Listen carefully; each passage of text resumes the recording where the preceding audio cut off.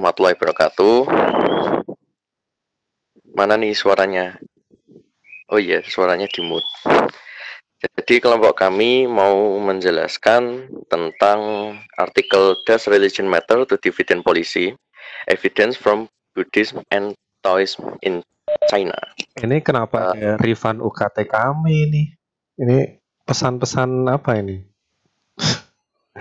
Oh maaf Pak, PPT-nya dihack Pak, berarti kemarin Pak. Oh iya, kehack ya. Iya, maklum pakai Zoom kemarin. Jadi kelompok kami beranggota Latifah Putri, Heri Karisma, Nisa Nurfaizah, dan saya Narendra Hilmi Permana. Masuk ke slide pertama, yaitu introduction.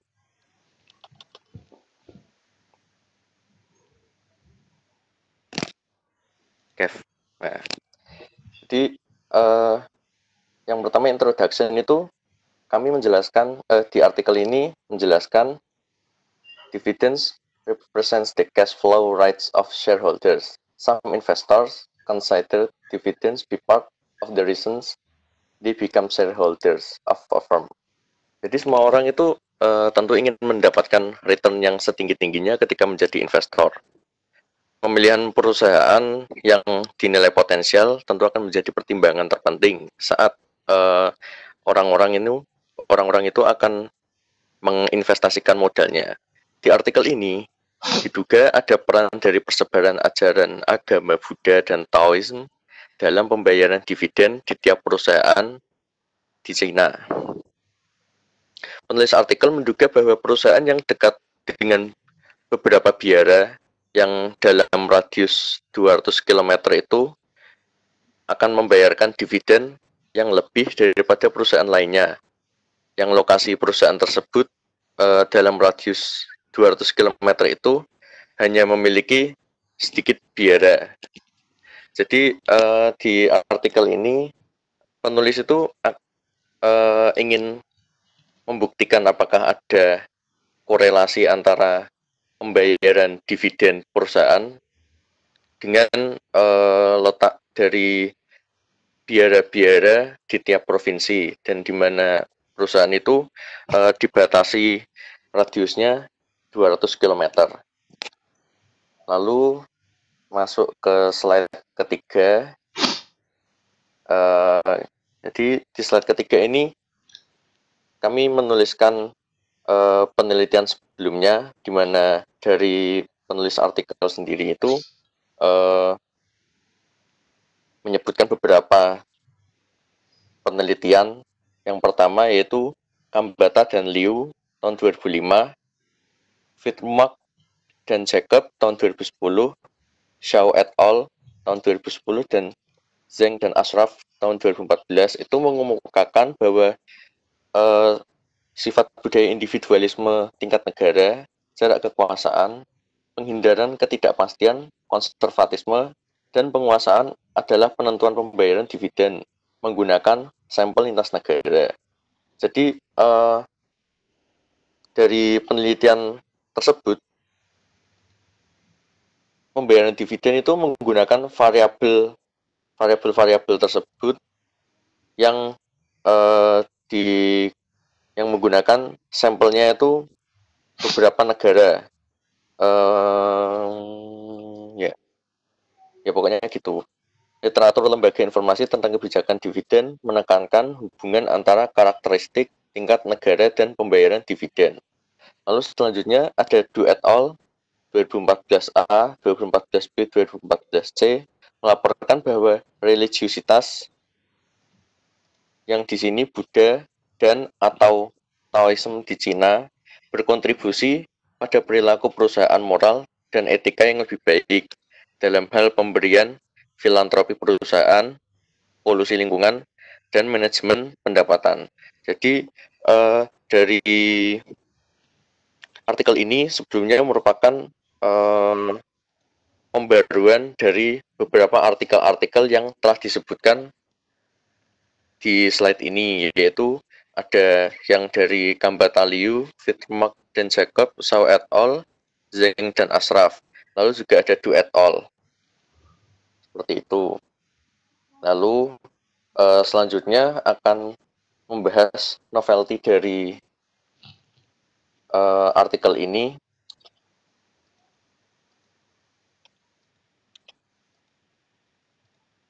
Nah, jadi novelty ini kita tahu merupakan pembaruan dari sebuah artikel. Jadi pembaruan ini apa sih yang hal baru yang diteliti yang tidak sama dengan kondisi pada pengujian artikel sebelumnya. Nah, di sini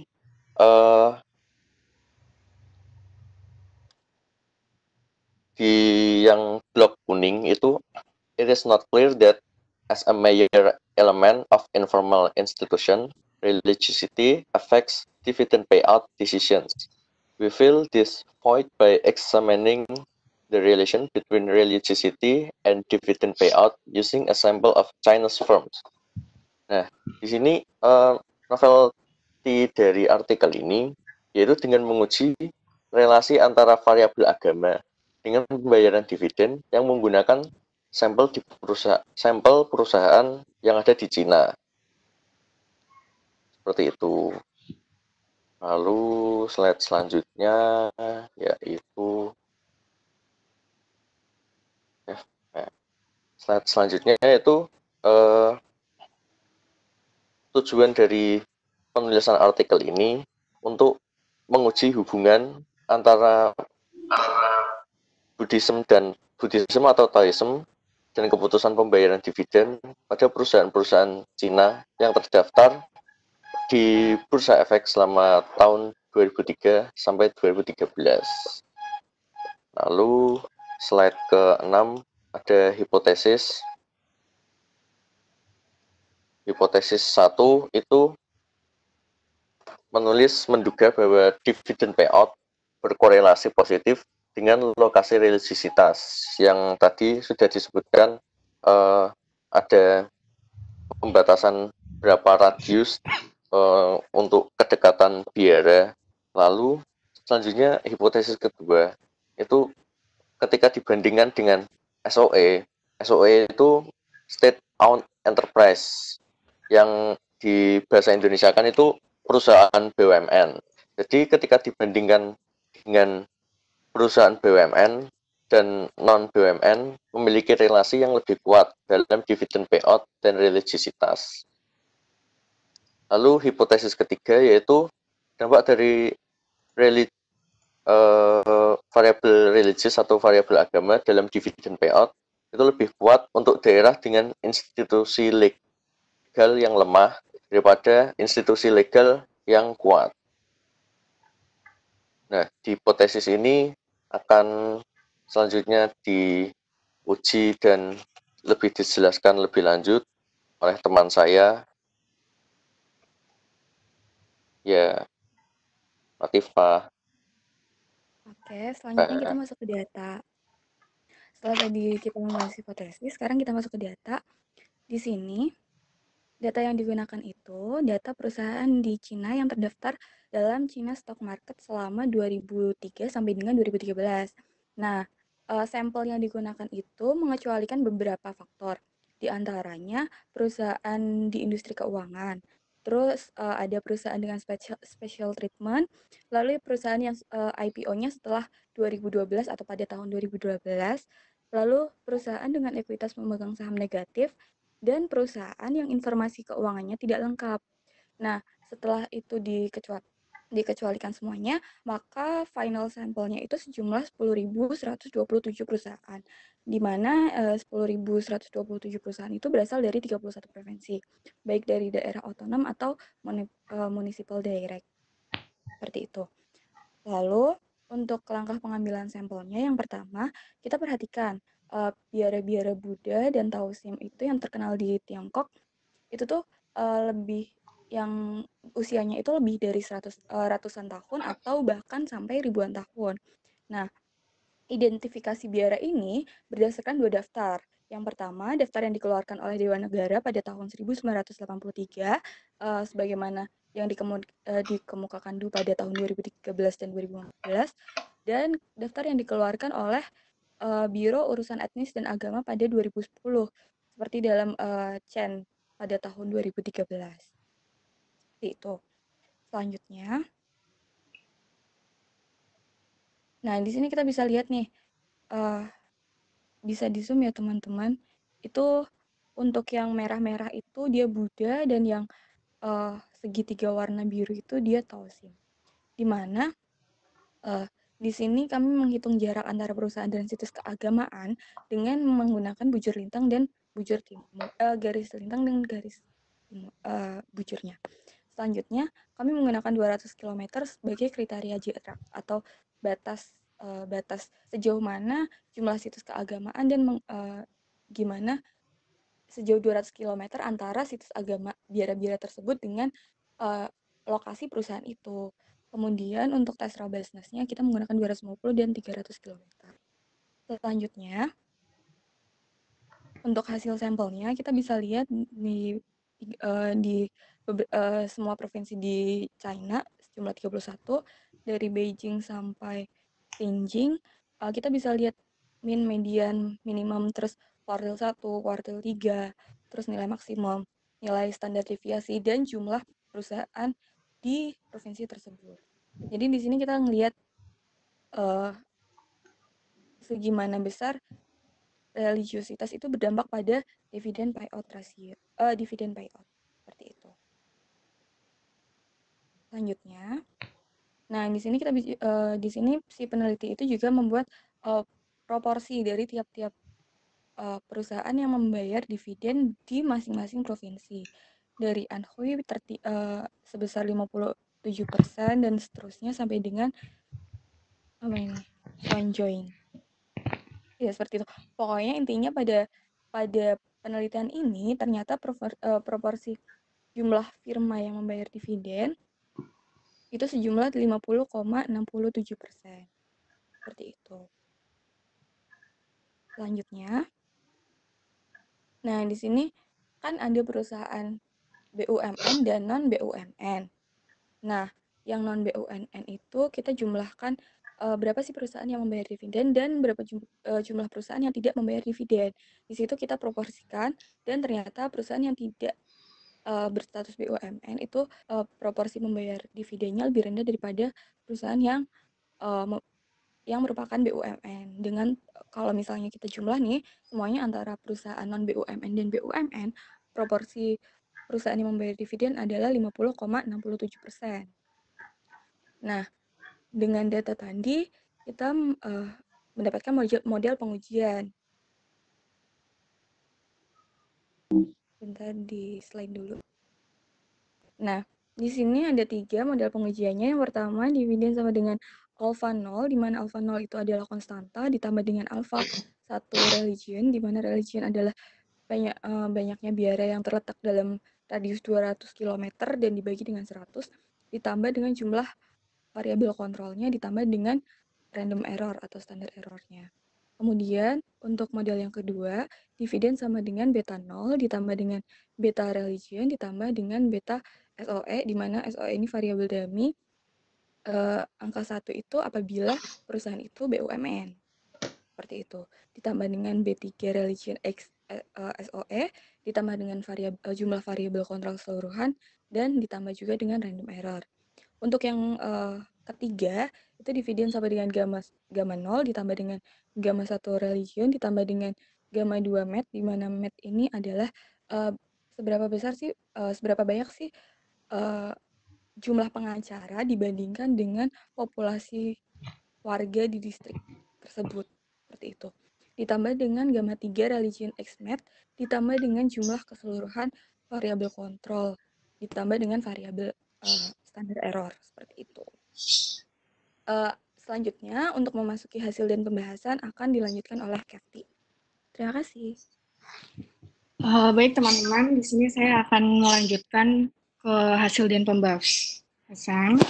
Di sini ada tabel 5, yaitu tabel deskriptif statistik, di mana kita melihat di sini nilai total dari sampelnya itu ada 10.900 127.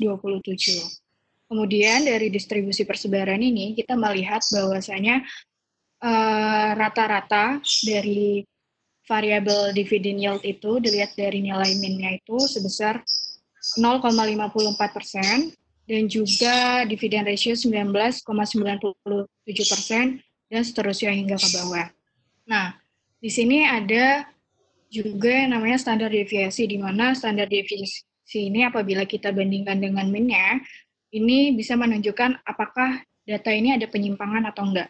Jadi misalnya ketika variabel dividen yield itu nilai min-nya 0,0054, artinya dia kurang dari standar deviasinya 0,0085, berarti pada variabel dividen yield itu datanya normal, dan seterusnya begitu. Nah, masuk ke tabel ke-6, yaitu tabel analisis awal antara agama dan juga dividen payout.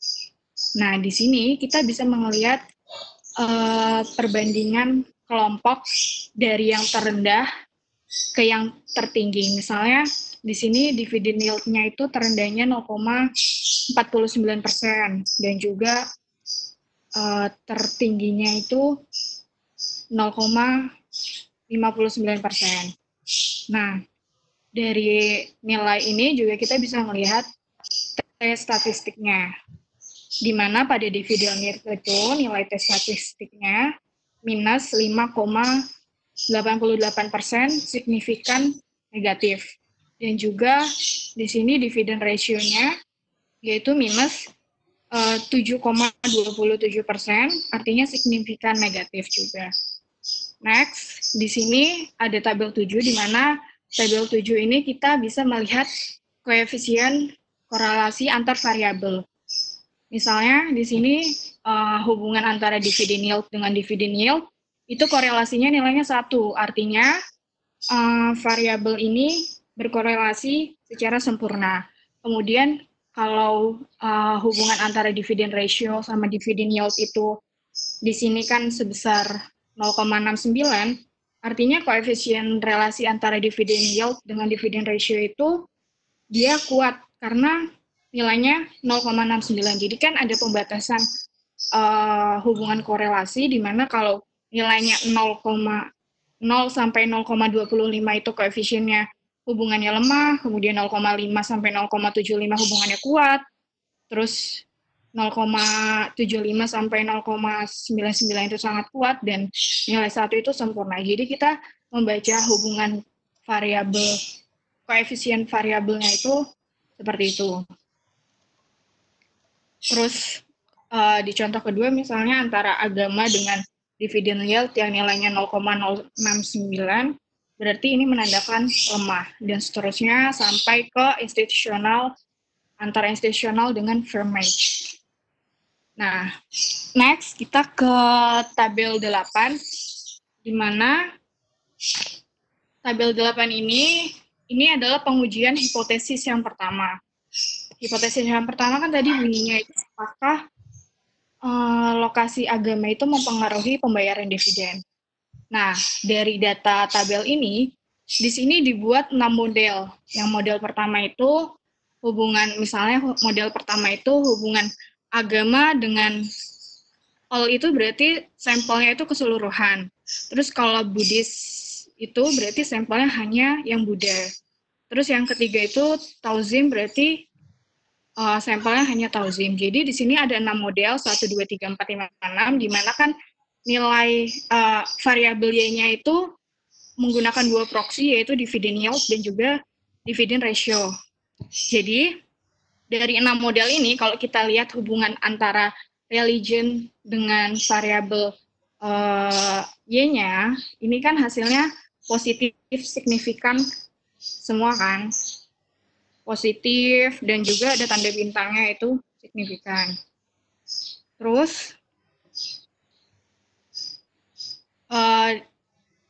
Terus yang kedua itu, kemudian selain dari variabel agamanya itu juga ada pengujian terhadap variabel kontrolnya.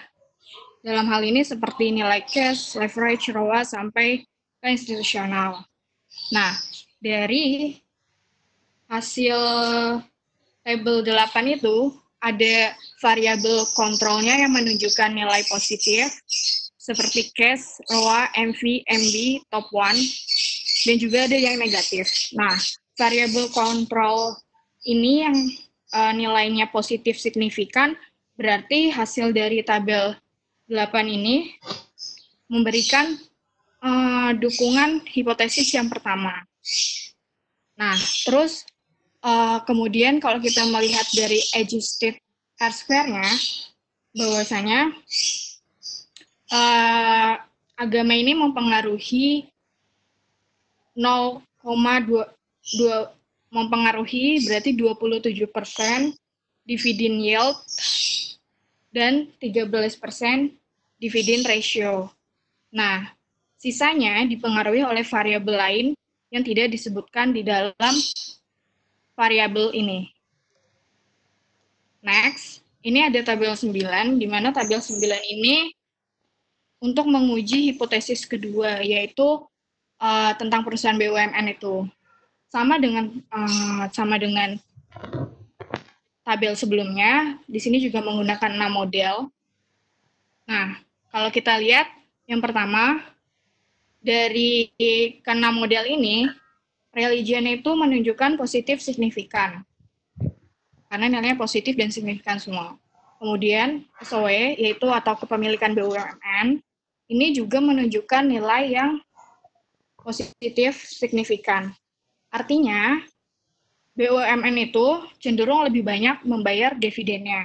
Kemudian yang ketiga, yaitu ada variabel interaksi antara SOE atau BUMN dengan religion. Nah, ini hasilnya itu negatif signifikan. Ini menunjukkan bahwa BUMN itu yang berlokasi di wilayah religiositas yang tinggi, membayar dividennya itu relatif lebih rendah dibandingkan dengan yang non-BUMN. Kemudian sama ini bawahnya ini tinggal ada variabel kontrolnya. Ada yang negatif, ada yang positif, seperti itu. Jadi kesimpulannya yang kita ambil dari tabel ke-9 ini, bahwa kepemilikan negara itu yang religiositas, itu bisa mengurangi pembayaran dividennya. Kemudian yang tabel ke-10, ini tabel ke-10 itu menguji hipotesis ketiga, yaitu kekuatan hukum institusional, kekuatan hukum dari perusahaan itu sendiri, yang tadi proksinya itu dibuktikan dengan adanya pengacara di setiap distrik wilayah itu. Nah, dari hasil yang pertama, yaitu variabel agama, kita lihat bahwa nilainya itu signifikan, tapi hanya pada sampel penuh maupun sampel Buddha.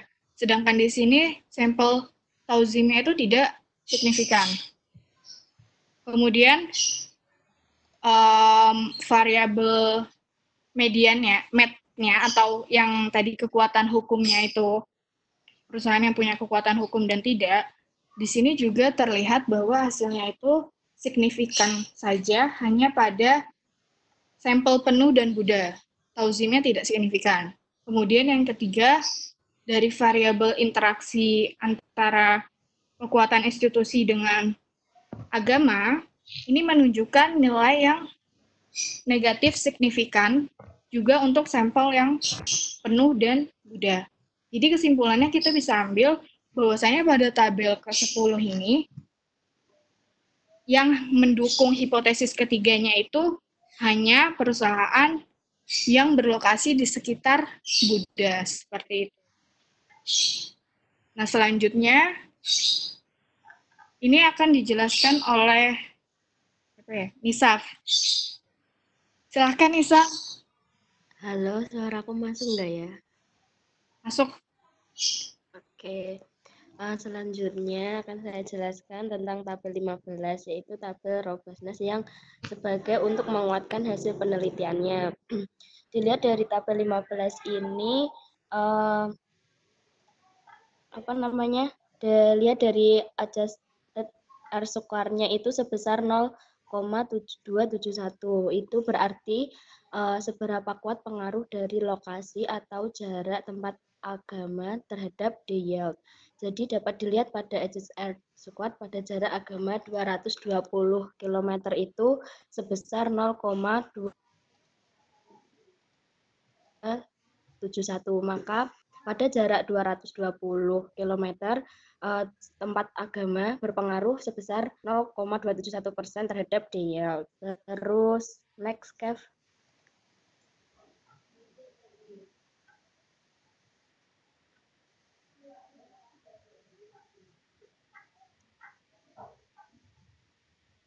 F.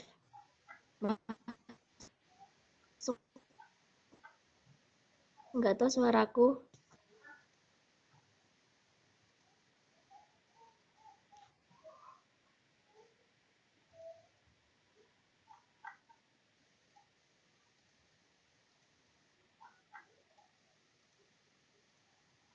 Kev, tolong di next tabelnya yang 16.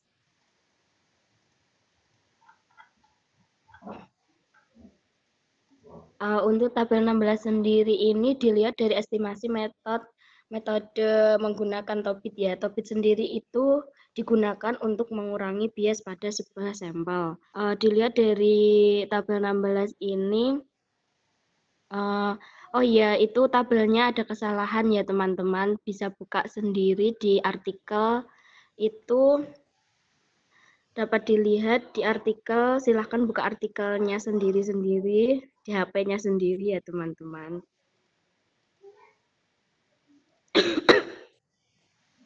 Sudah buka semuanya?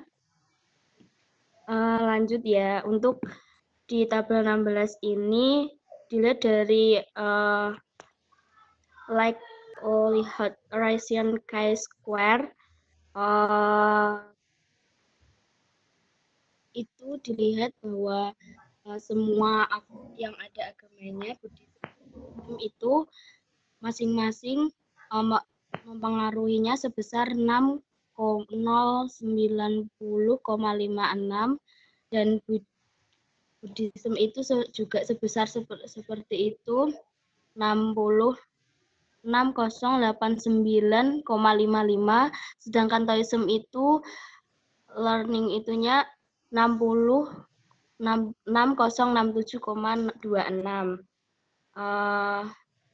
Jadi setiap itu kekuatannya sebesar seperti itu ya teman-teman. Dilihat dari robustness-nya. Jadi robustness itu sebagai penguat dari tabel sebelumnya yang telah dijelaskan oleh Kev. Next, Kev. Lalu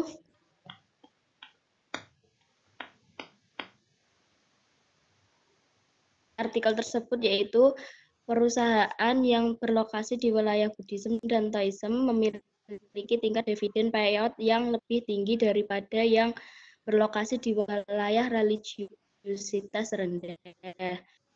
Terus perusahaan milik negara menunjukkan hubungan lemah signifikan antara agama dan pembayaran dividen daripada perusahaan pada milik negara.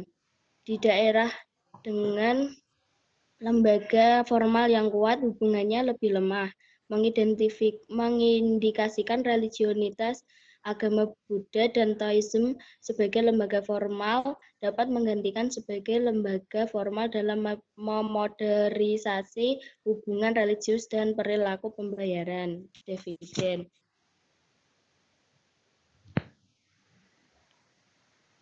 Kurang lebih seperti itu saya kembalikan pada presenter yaitu Kev.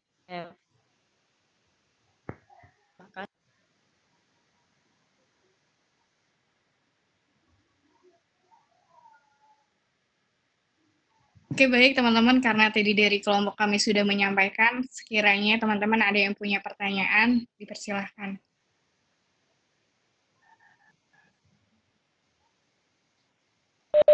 Silahkan yang ingin bertanya atau menyanggah atau memberikan pendapat.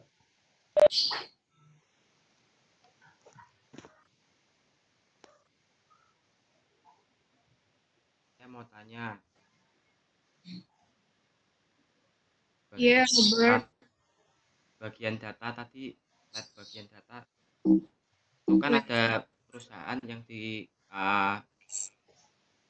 dikecualikan, yaitu perusahaan yang special treatment itu. Kenapa? Coba yang slide yang jelas GIP yang awal-awal.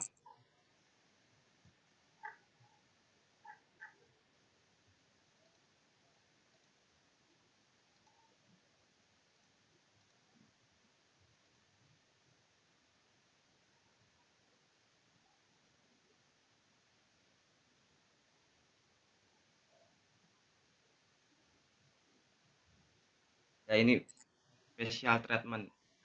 Kalikan perusahaan keuangan, perusahaan dengan special treatment itu apa? Special treatment.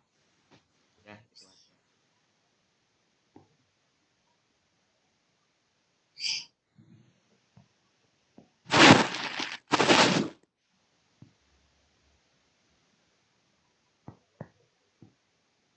Maaf, Robert, pertanyaannya apa? Putus-putus suaranya.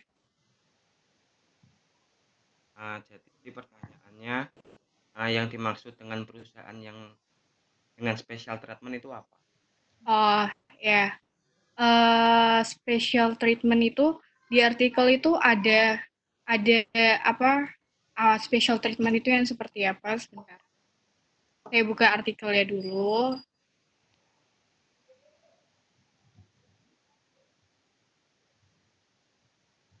Tadi ke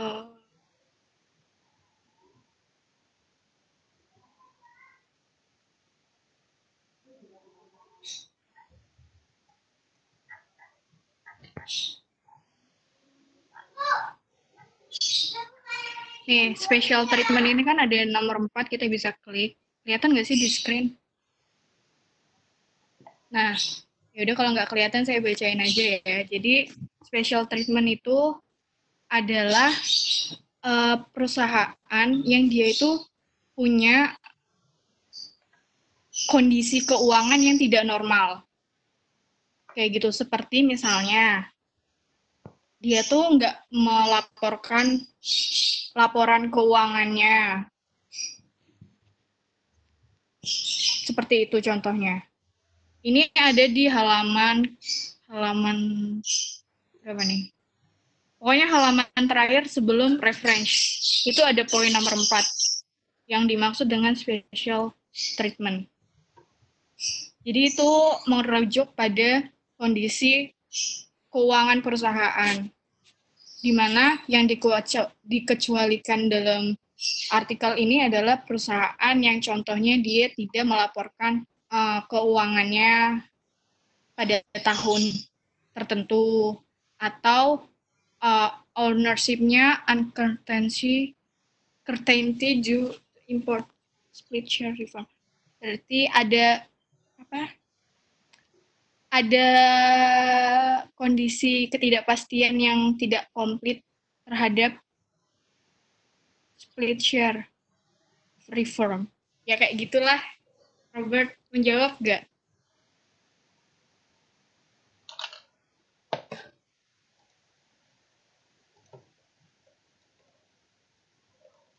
Ya, menjawab. Terus mau tanya lagi, kenapa perusahaan itu dikecualikan? Kenapa perusahaan itu? Dikecualikan, yang special treatment itu dikecualikan kenapa?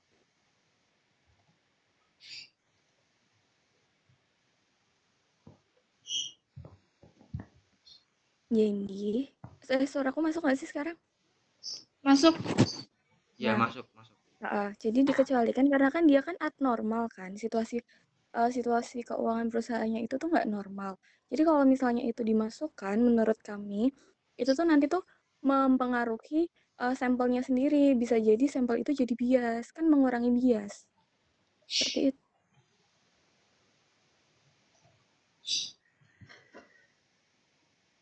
Menjawab nggak?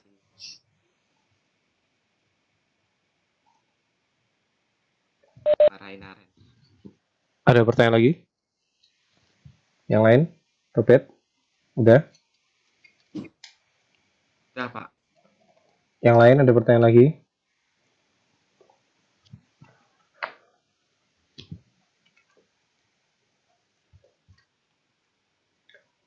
Oke, saya nambahin jadi terkait pemilihan sampel, terkait pertanyaan keduanya Robert, kenapa perusahaan-perusahaan yang masuk kategori atau punya label special treatment tadi dikeluarkan.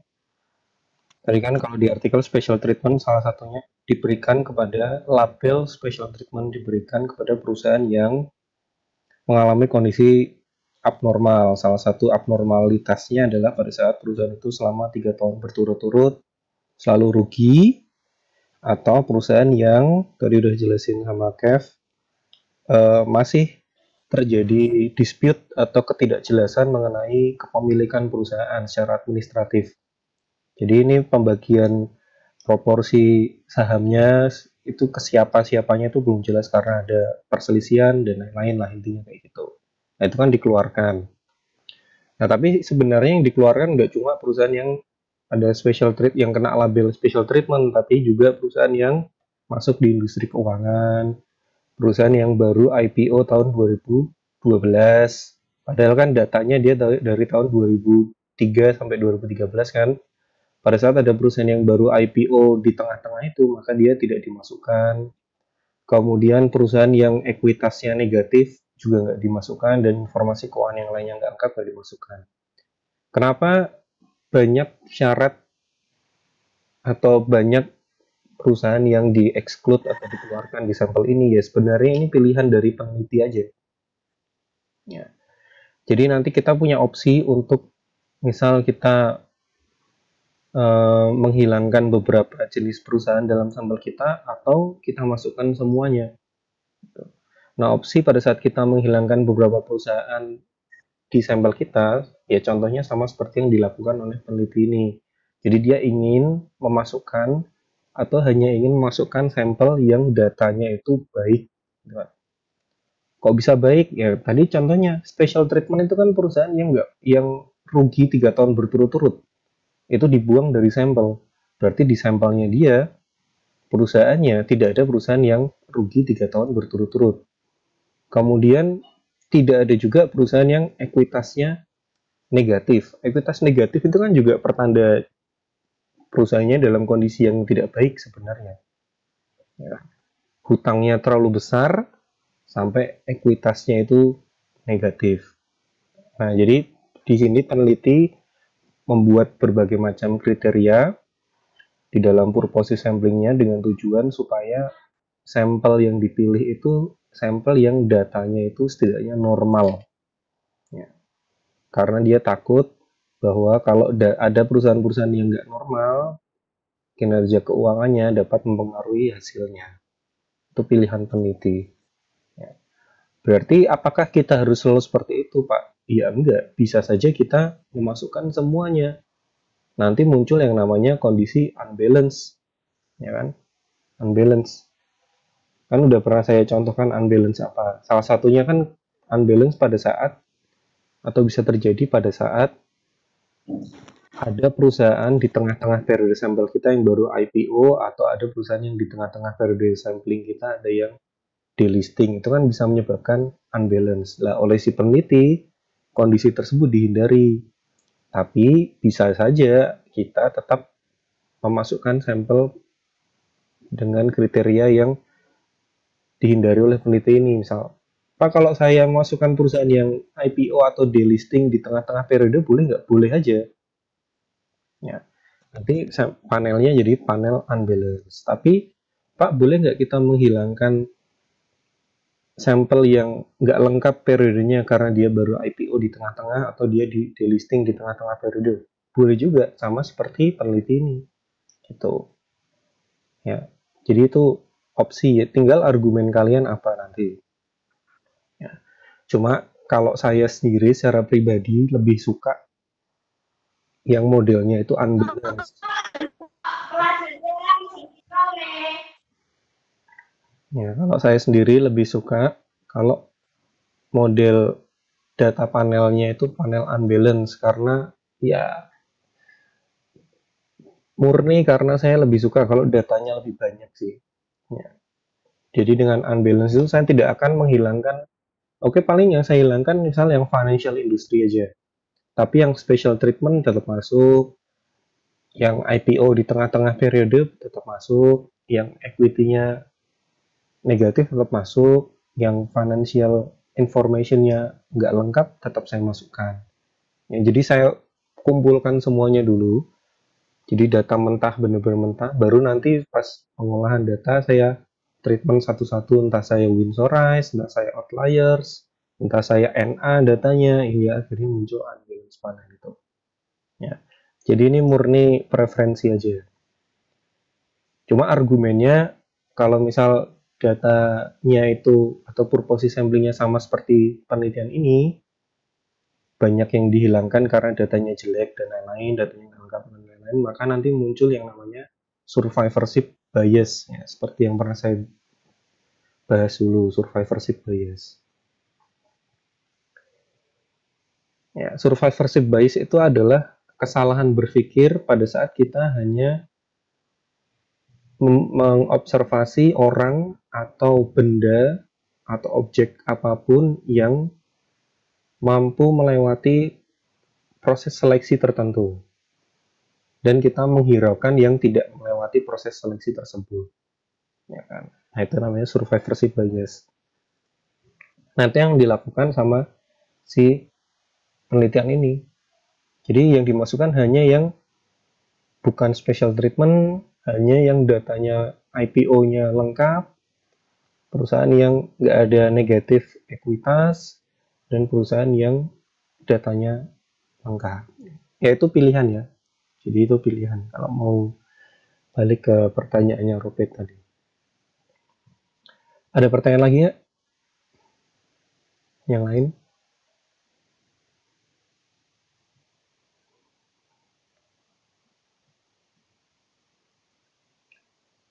Kalau enggak, saya tanya ke kelompok ini. Tadi Kev menjelaskan di bagian data, khususnya di korelasi, di tabel korelasi. Tadi ada hal yang menjadi penekanan, yaitu korelasi dividen yield dan korelasi dividen rasio itu tinggi, 0,6. Nah, kenapa itu menjadi penekanan? Atau kebetulan aja tanpa ada alasan apapun, atau ada alasannya kenapa ditekankan bahwa korelasi dividen yield dan dividen rasio itu tinggi?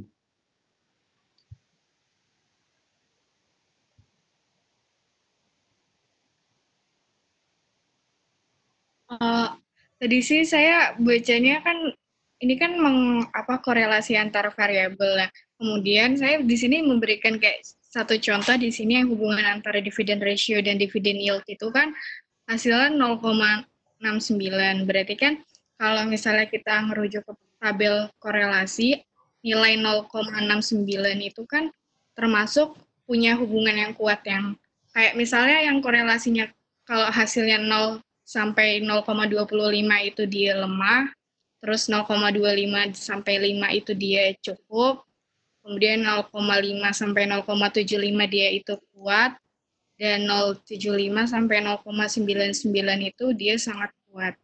Nah, jadi saya dari tabel itu tuh melihat salah satu contoh ini yang di paling atas. Dia tuh hasilnya kan 0,69, berarti bisa dikategorikan hubungannya itu kuat gitu, Pak. Oke, jadi kebetulan dipilih karena paling atas ya. Iya. Pertanyaannya, apakah dividen yield dan dividen rasio itu korelasinya harus tinggi kira-kira? Karena mereka sama-sama variabel dia ya, Pak. Jadi harus punya hubungan yang kuat. Ya, itu ya. Jadi variabel dependent di penelitian ini kan dividen. Dividennya diukur menggunakan dua proksi, yaitu dividen yield dan dividen rasio. Nah, mau proksinya apapun, seharusnya dividen yield maupun dividen rasio itu harus mampu mengukur yang namanya variabel dividen itu. Dan sifatnya harus bisa saling menggantikan antara dividen yield dan dividen rasio, bisa ditukar-tukar, hasilnya harus selalu konsisten. Nah, supaya kita bisa memastikan bahwa dua proksi untuk satu variabel ini bisa saling bersubstitusi dan hasilnya tetap konsisten walaupun digonta-ganti, maka indikatornya adalah korelasi dari masing-masing proxy variabel dependennya itu harus tinggi gitu ya. Jadi kalau ditanya dividend yield dan dividend ratio itu korelasinya harus tinggi nggak?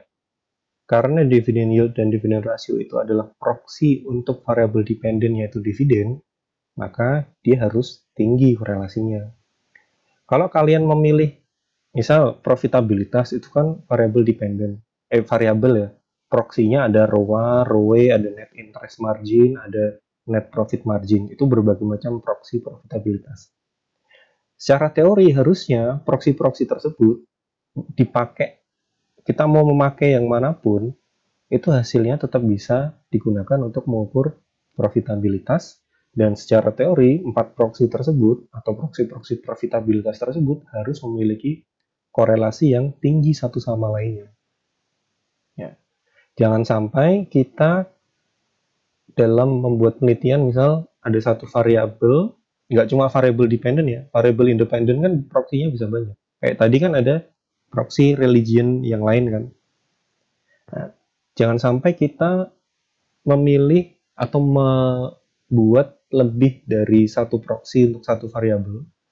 Misal variabel A ada 2 proxy, tapi proxy pertama dan proxy kedua itu korelasinya rendah. Berarti kan nggak bisa saling menggantikan kalau korelasinya rendah. Karena kan karakteristiknya beda. Ya, jadi kenapa ini dividend yield dan dividend ratio ini penting untuk memiliki korelasi yang tinggi? Ya karena dividend yield dan dividend ratio ini adalah 2 proxy yang digunakan untuk mengukur dividen. Kemudian masih berhubungan dengan korelasi. Pada saat kita mengamati korelasi, yang pertama, kalau kita punya proxy lebih dari satu untuk variabel yang sama, maka kita perlu amati tadi apakah tinggi apa enggak. Yang kedua, kita juga perlu amati di sini secara sederhana atau secara sekilas korelasi dari masing-masing variabel independen. Ya, korelasi dari masing-masing variabel independen. Misal di sini kan variabel independennya kan religion sampai institutional ini kan. Nah, ini kita harus amati secara singkat. Apakah ada variabel independen yang korelasinya itu kuat? Kalau sampai ada variabel yang korelasinya kuat, nanti bisa jadi di dalam regresi kita muncul yang namanya multikolinearitas. Multikolinearitas kan salah satu hal yang harus kalian hindari di uji asumsi klasik. Jangan sampai model regresinya itu ada multikolinearitas. Multikolinearitas itu pada saat antar variabel independennya itu memiliki korelasi yang tinggi. Ya, kalau antar variabel independen punya korelasi yang tinggi, artinya kita menguji variabel yang sama sebenarnya, tapi kita masukkan di dalam model sebagai 2 variabel yang seakan-akan berbeda. Contoh ini random aja, misal religion dan SOE atau State Owned Enterprise atau BUMN, ini kan 2 variabel yang berbeda, ya kan? Agama dan BUMN. Jangan sampai ya, tingkat korelasi state-owned enterprise dan religion ini mendekati 1 atau mendekati -1 atau mendekati 1 deh.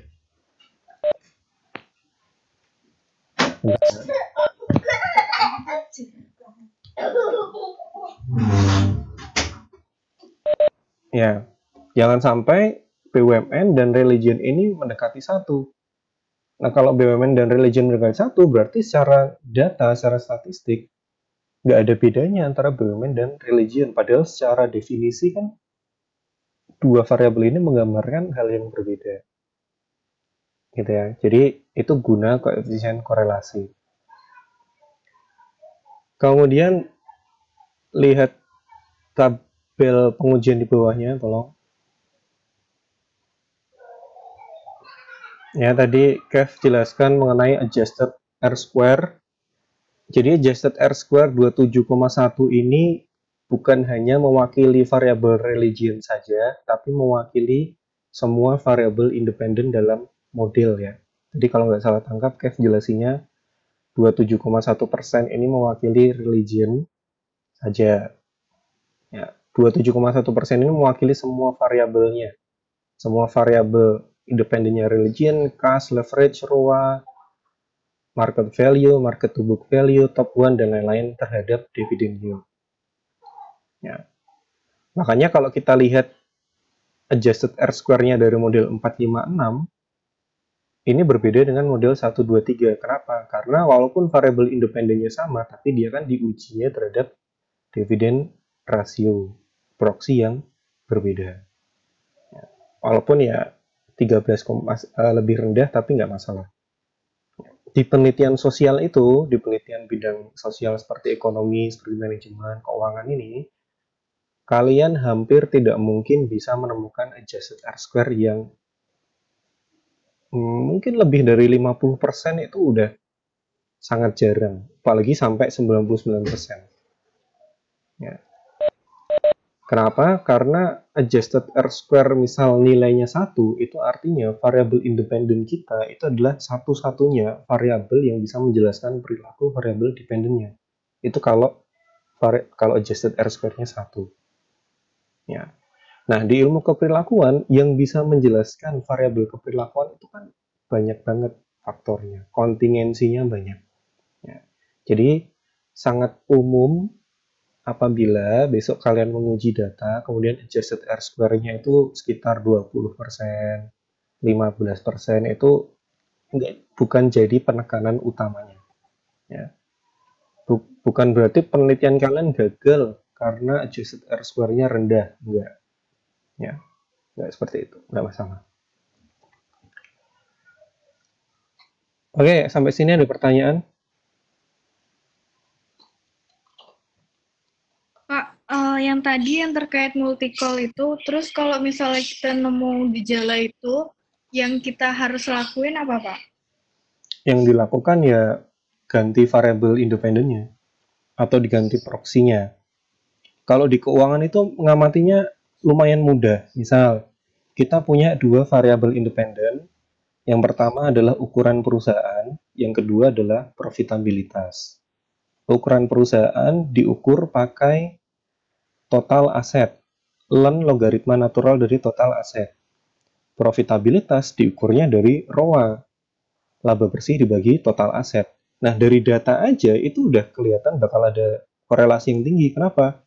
Karena dari dua variabel independen yang berbeda, ada dua data yang sama. Ukuran perusahaan pakai total aset, profitabilitas pakai total aset juga. Ya kan? Berarti ada dua sumber yang sama kan? Dua sumber data yang sama. Maka kalau memang diuji korelasi-korelasinya tinggi, ya proksinya yang diganti.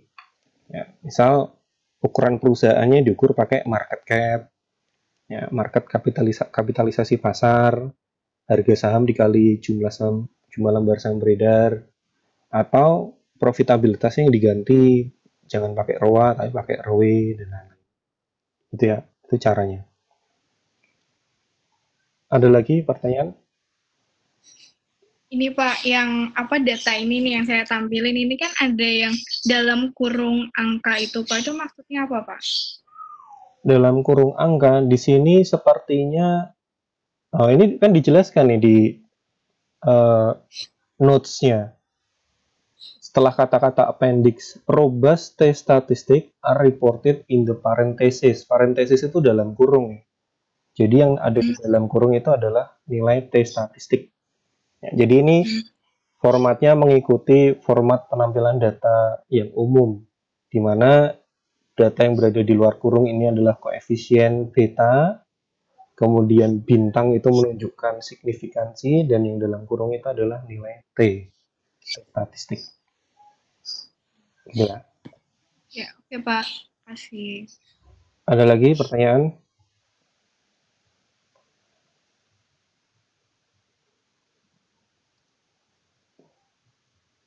Saya take over dulu di screen-nya.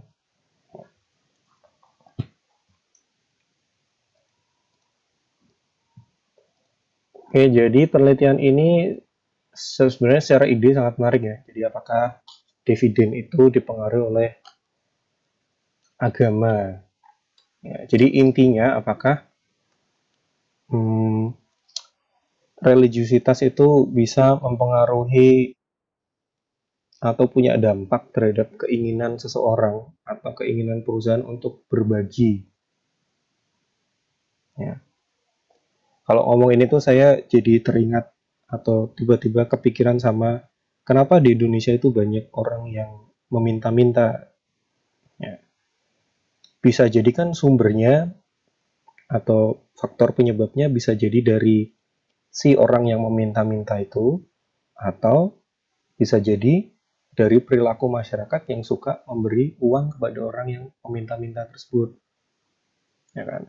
Nah, kenapa orang-orang atau masyarakat Indonesia ini suka memberi uang kepada orang yang minta-minta di lampu merah, padahal udah ada undang-undangnya kan, udah ada kan dilarang memberikan uang, gitu kan, undang-undang yang diatur oleh dinas sosial. Tapi kenapa tetap kita kalau misal punya uang 500 atau 1000 di kantong itu pas lagi berhenti di lampu merah, kasih aja lah gitu. Mungkin salah satu faktornya adalah karena masyarakat Indonesia itu ya mayoritas adalah masyarakat yang beragama gitu. Di semua agama yang ada di Indonesia ataupun di mana saja kan prinsipnya sama, yaitu ada kesamaan, yaitu untuk lebih mudah memberi, gampang didorong untuk bersedekah, membantu yang lain yang kesusahan dan lain-lain kayak gitu. Nah, inti artikel ini kira-kira hampir sama seperti itu. Apakah pembagian dividen itu salah satu penyebabnya karena dipengaruhi oleh faktor religiusitas, bukan karena faktor-faktor finansial, bukan karena faktor-faktor data, statistik, dan lain-lain. Tapi murni karena ingin berbagi saja. Ya. Jadi, argumen dasarnya seperti itu. Di introduction dijelaskan, dan tadi sudah dijelaskan juga berbagai macam alasannya, ya, dan berbagai macam argumennya, kenapa peneliti akhirnya menguji religiusitas dan dividen. Kemudian nanti kalian kalau sering baca artikel juga akan menemukan bahwa biasanya yang berhubungan dengan religiusitas itu ada lagi yang disebut sebagai spiritualitas. Ya, spiritualitas. Nah, konsep spiritualitas dan religiusitas itu kalau dalam definisi penelitian itu biasanya dibedakan. Religiusitas itu sifatnya hal-hal yang berhubungan dengan tata cara beragama tertentu, di agama tertentu, sedangkan kalau spiritualitas itu dia konsep yang bebas dari agama, tapi ya mirip gitu. Banyak penelitian yang menyebutkan bahwa nilai-nilai spiritualitas ini ternyata lebih banyak dipraktekkan oleh orang-orang di negara yang mayoritas religiusitasnya itu rendah. Ya. Jadi ada penelitian yang menyebutkan bahwa religiusitas dan spiritualitas itu walaupun kelihatannya sama, tapi ternyata prakteknya itu berkebalikan, berkorelasi, mendekati negatif. Jadi ada temuan yang menyebutkan bahwa orang-orang yang religius itu nggak spiritual, tapi orang-orang yang spiritual juga nggak religius. Gitu. Nanti bisa dicari artikelnya. Itu menarik sebenarnya bahwa ternyata bisa seperti itu ya. Tapi intinya kayak gitu ya. Kalau kalian menemukan kata-kata spiritualitas dan religiusitas itu konteksnya berbeda, definisinya berbeda. Kemudian ada 3 hipotesis di penelitian ini. Hipotesis yang pertama adalah dividen payout itu berkorelasi positif atau berpengaruh positif terhadap religiosity. Jadi nanti ada data yang diharapkan oleh peneliti adalah daerah-daerah atau perusahaan-perusahaan yang terletak di lokasi atau di wilayah atau lingkungan yang tingkat religiusitasnya tinggi, itu punya kecenderungan membagi dividen yang lebih banyak. Nanti argumennya banyak di sini, bisa disusun sendiri. Ya. Nah, apakah kita bisa menguji ini di konteks Indonesia? Sebenarnya bisa banget. Secara kontekstual itu sangat bisa. Kan di sini jelaskan kenapa dia memilih China kan. Jelaskan pengaruh agama dalam kehidupan sosial itu gimana di China dan lain-lain. Di Indonesia kan juga kayak gitu. Ya, jadi bisa banget. Tinggal nanti cara mengukur variabel religiusitasnya yang harus dipikirkan. Kalau di sini religiusitas itu kan diukur dari variabel religius ya. Nih, the number of monasteries within 200 km radius and divided by 100. Jumlah dari monasteri itu kalau Buddha itu kuil ya. Kuil Buddha dan kuil Tao dengan jarak 200 km dari perusahaan. Ya. Nah, kalau di Indonesia ini nggak usah 200 km. Sekilo aja hampir selalu ada musola di dekat kita ya. Jadi sangat bisa. Cuma nanti yang jadi pertanyaan adalah perusahaan yang diobservasi atau lingkungan perusahaan yang diobservasi itu perusahaan yang mana? Karena kalau di Indonesia kan perusahaan yang go public kan kebanyakan pusatnya ada di Jakarta kan. Ya. Takutnya penyebarannya menjadi nggak normal ya, karena hanya terpusat di satu tempat. Kecuali kalau di setiap provinsi itu ada kantor pusat perusahaan-perusahaan yang go public, kemudian tinggal diamati per radiusnya. Ya, ini yang pertama. Tapi mengukur radius ini sulit. Ya, berarti kita butuh pengetahuan geografik dan data geografik. Kalau alamat ini sekitarnya itu ada berapa musola, ada berapa masjid, ada berapa gereja dan lain itu kan sulit. Ya. Belum lagi kalau di Indonesia kan agama dan kepercayaan yang resmi kan ada 6 kan. Nah, bagaimana caranya kita memisahkan satu sama lain itu? Perusahaan A dalam radius 200 km ada masjid, ada musola, ada gereja, ada kuil, ada kelenteng. Semuanya ada. Terus gimana? Apakah punya dampak yang beda-beda tuh? Apakah kita harus melihat dulu perusahaan A ini mayoritas pegawainya beragama apa? Kan itu nanti repot juga. Ya, itu catatan yang berikutnya. Terus catatan yang ketiga bisa jadi kita mengukur proksi ini berdasarkan indikator yang lebih besar, misal provinsi. Ya. Tinggal kita lihat di BPS, kemudian kita cek per provinsi itu persebaran agamanya bagaimana. Ya kan, persebaran agamanya bagaimana. Berapa persen yang Muslim di Jateng, berapa persen yang Kristen, berapa persen yang Katolik, Buddha, Hindu, Konghucu di Jateng. Gitu. Nanti dilihat lagi di provinsi yang lain, tingkat persentase agamanya seperti apa, dan lain-lain. Ya. Gitu. Jadi nanti tinggal di cross check kalau perusahaan A ini ada di Provinsi Jateng dan Provinsi Jateng ini tingkat distribusi masyarakat Muslim atau masyarakat Kristen atau masyarakat Katolik ya sekian persen, maka dia dikategorikan sebagai perusahaan yang religius apa enggak gitu. Tergantung proksinya, tergantung alat ukurnya. Gitu ya. Jadi ini bisa dilakukan secara kontekstual sangat cocok di Indonesia. Tinggal dipikirkan cara mengukur variabel religiusnya ini gimana. Agak tricky.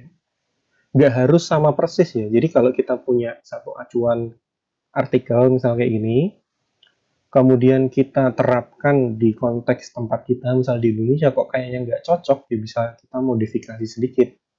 Ya, nanti pada saat kita membuat definisi operasional, tinggal kita sebutkan variabel religion, kami gunakan model dasarnya dari penelitian si peneliti ini, dengan sedikit modifikasi menyesuaikan konteks tempat penelitian ini dilakukan. Itu bisa, tapi tetap harus menyebutkan dari mana sumber proksi yang kita pakai itu.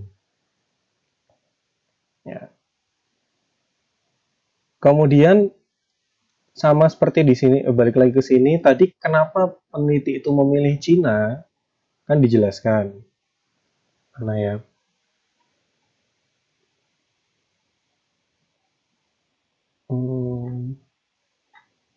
Ada penjelasannya kenapa peneliti itu memilih Cina di introduction ini. Nah ini, we focus on China. We focus on China due to several reasons.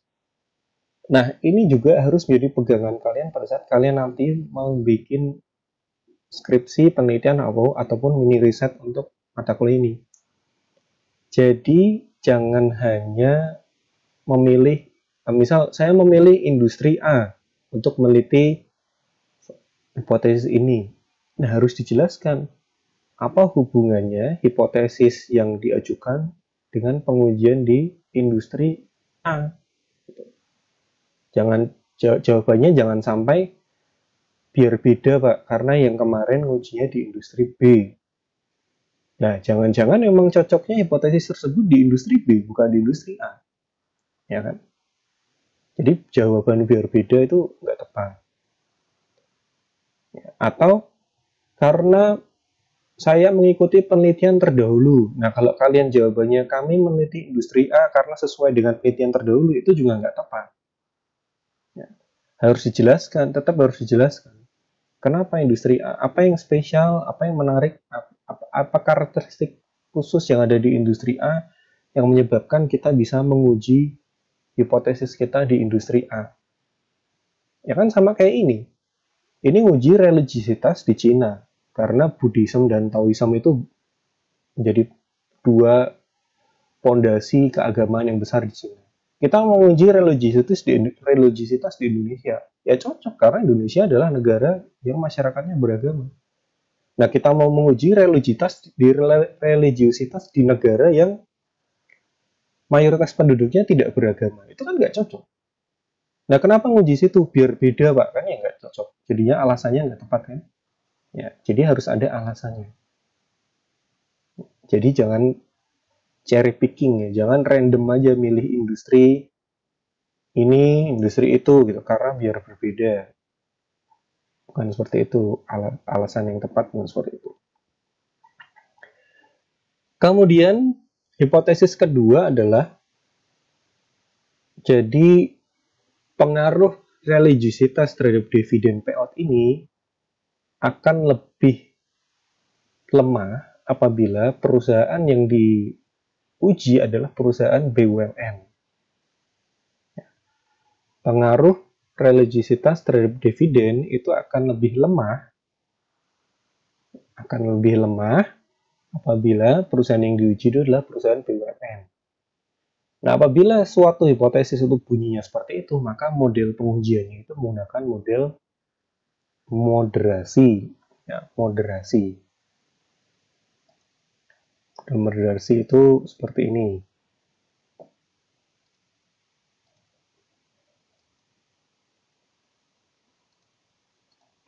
Ini ya, saya tampilkan di Chrome. Nah, ini adalah moderasi. Jadi ada dua variabel X ke Y, ada variabel utama yang diuji, stres ke depresi. Ya. Apakah orang yang stres itu akan punya potensi lebih besar untuk depresi? Itu H1-nya ibaratnya. Ya. H2-nya adalah, hipotesis keduanya adalah pengaruh stres ke depresi itu akan menjadi lebih lemah apabila orang yang diuji itu punya social support yang tinggi. Social support ya dukungan moral keluarga, dukungan teman, ya, dan lain-lain ya. Atau mungkin masukan dari psikiatris gitu-gitu ya. Itu social support. Nah, ini adalah bentuk dari variabel moderasi. Jadi kalau digambar bentuknya seperti ini. Ada X ke Y, terus ada variabel moderasi yang garisnya itu bukan ke stres, bukan ke depresi, bukan ke X, bukan ke Y, tapi ke hubungan antara X dan Y garisnya. Ya. Ini. Nanti ada satu lagi yang namanya variabel mediasi. Nah, kalau mediasi seperti ini. Gambarnya kira contohnya seperti ini. Dia ingin menguji X ke Y. Ya, X ke Y. Tapi X ini tidak langsung ke Y. Dia melalui mediasi dulu. Ya, melalui mediasi dulu. Nah, ini kan beda dengan moderasi. Moderasi letaknya di sini. Moderasi itu fungsinya memperkuat atau memperlemah hubungan dari dua buah variabel. Moderasi. Kalau mediasi itu fungsinya menjelaskan atau mengintermediasi hubungan dari dua buah variabel. Makanya mediasi itu sering juga disebut sebagai intermediate variable. Ya, intermediate variable. Pak, apakah model yang saya pakai boleh menggunakan mediasi maupun moderasi? Boleh saja, selama penjelasannya masuk akal, ada dukungan penelitian terdahulu. Ya. Nah, yang digunakan di sini moderasi. Alasan sederhananya adalah pada saat perusahaan itu adalah BUMN, maka kontrol agama itu menjadi berkurang. Pengaruh agama terhadap pengambilan keputusan itu lebih rendah. Ya, kenapa? Karena kontrol perusahaan, khususnya pembagian dividen itu mayoritas akan dikontrol oleh pemerintah. Di mana pemerintah ini ceritanya pengambilan keputusannya bebas dari nilai-nilai agama gitu kan. Itu H2. Sedangkan yang H3 adalah hipotesis ketiga. Jadi pengaruh religiusitas terhadap dividen ini akan lebih rendah apabila atau akan lebih kuat apabila wilayah tempat sampel diambil itu memiliki legal standing atau legal institution yang lemah, aturan hukum yang lemah gitu-gitu ya. Jadi ini ibaratnya itu kayak gini ya, H3 itu. Kalau kita atau kalian pasti sudah sering menemukan, melihat sendiri, kalau misal ada orang yang meninggal di lingkungan kita, kemudian diarak dari rumah mau diantar sampai ke pemakaman, dan misal di antara rumah dan pemakaman itu ada jalan raya, di mana kalau hari-hari biasa kita lewat jalan raya tersebut harus menggunakan peralatan keamanan seperti helm sesuai undang-undang. Tapi pada saat pemakaman dari pengantar, mungkin kita banyak menemukan pada saat orang-orang mengantar dari rumah ke pemakaman itu banyak orang yang naik motor tanpa menggunakan helm misal. Nah, itu menggambarkan banget H3 ini, bahwa religion itu dianggap punya impact yang lebih besar daripada perundang-undangan itu sendiri atau aturan yang berlaku. Apalagi kalau di wilayah tersebut legal institution-nya itu lemah, atau bahasa sederhananya penerapan perundang-undangannya, penerapan aturannya itu lemah. Ya. Jadi dampak religiusitas terhadap dividen ini akan lebih kuat lagi. Itu H3.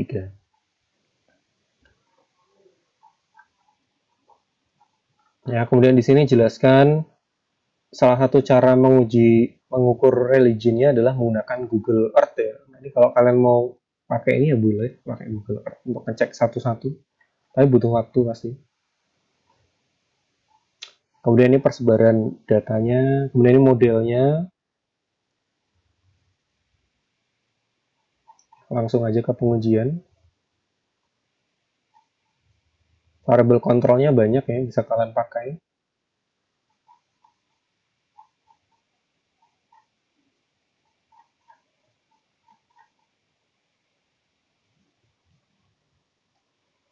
Nah, di sini model 123 dan model 456 itu dua model yang memiliki dua variable dependent yang beda. Model 123 itu dependennya dividend yield, sedangkan model 456 itu model dependennya adalah variable dependentnya diukur pakai dividend ratio.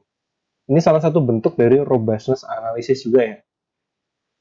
Walaupun nanti ada sesi robustness analisisnya tersendiri. Nah, kalau kita lihat bahwa semua koefisien dari variabel religion itu bernilai positif. Artinya, hipotesis pertama itu terbukti yang menunjukkan bahwa ada pengaruh positif dari agama terhadap pembagian dividen. Jadi perusahaan-perusahaan yang berada di lingkungan agama yang kuat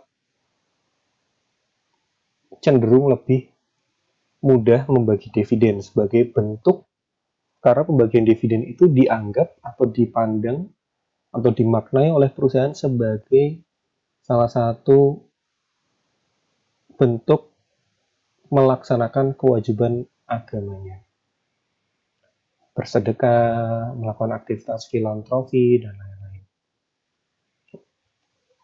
Kemudian tabel berikutnya untuk menguji dampak atau moderasi dari BUMN terhadap hubungan religion dan dividen. Pertama, hasilnya masih sama, ini sama ya. Masih positif semua H1-nya, variabel religinya, walaupun sudah ketambahan variabel state-owned enterprise. Ya. Kemudian bisa kita lihat di sini, ya, variabel BUMN-nya, nilainya positif, koefisiennya, artinya perusahaan BUMN ini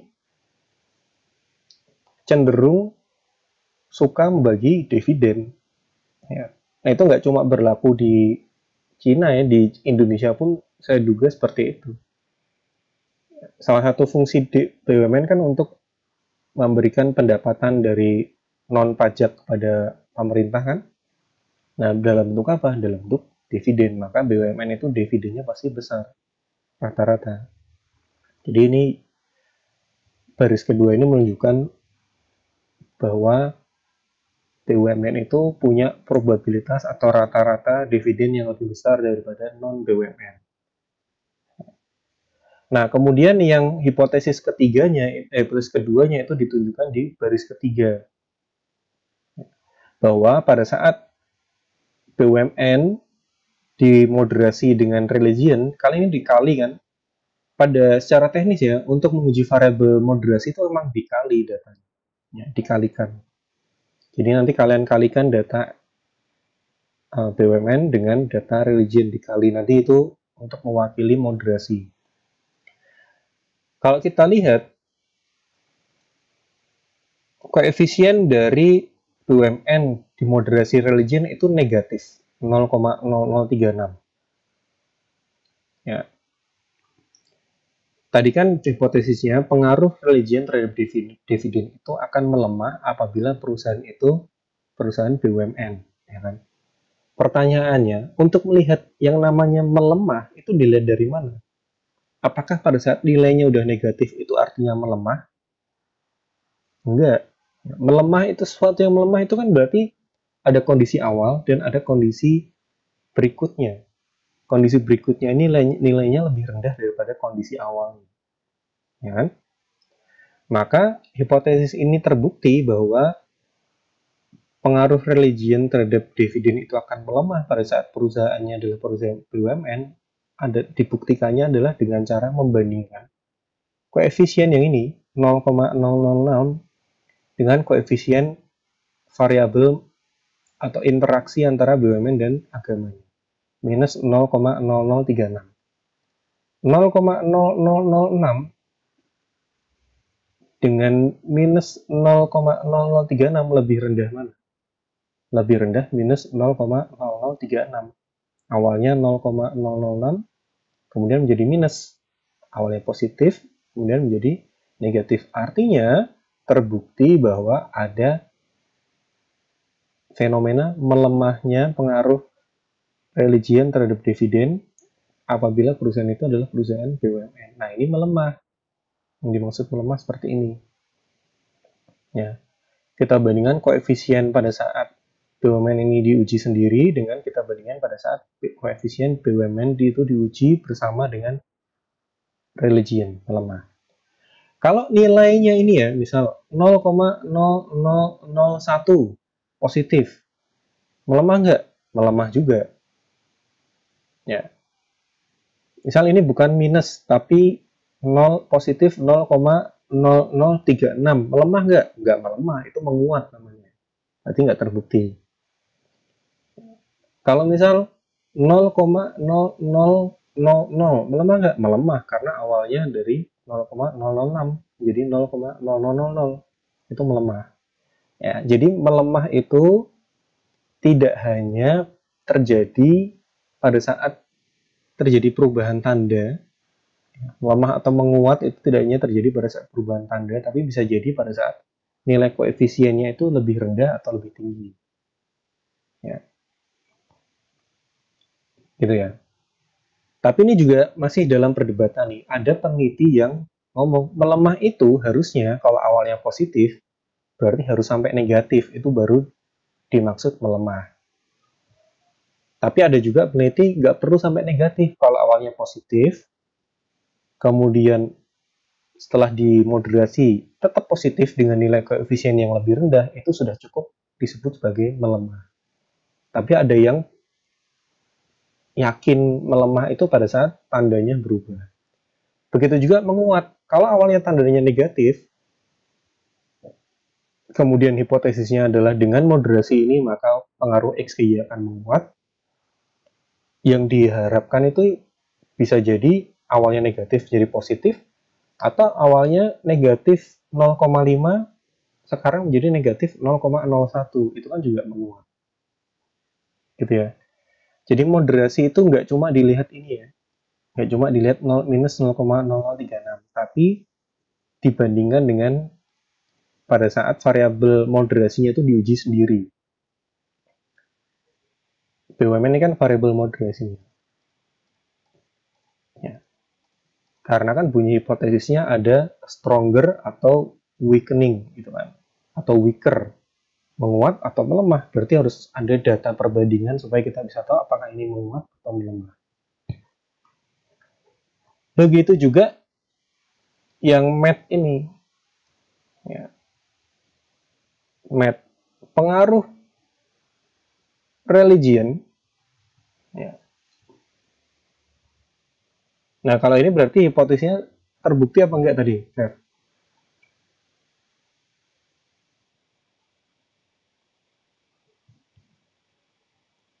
Hipotesisnya terbukti nggak yang H3 ini?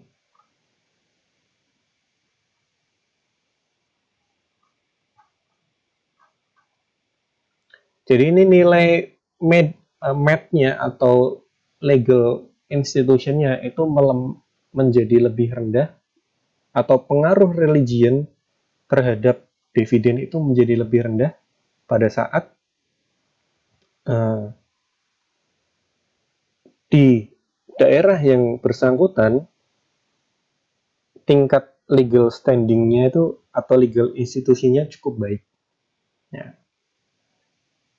Jadi di sini ceritanya orang menjadi lebih mendahulukan peraturan daripada mendahulukan, atau peraturan perundang-undangan daripada mendahulukan peraturan keagamaan. Gitu. Ya. Nah ini pengujian hipotesis 1, 2, 3. Kemudian tabel-tabel bawahnya itu cuma sebagai tambahan saja. Ya, tambahan pengujian, tambahan pengujian robustness, dan lain-lain. Ada pertanyaan nggak?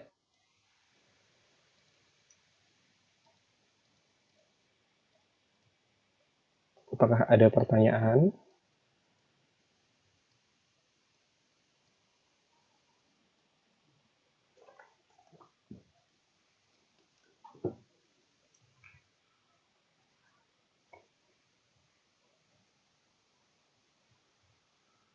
Kalau tidak ada, maka saya cukupkan untuk sesi ini.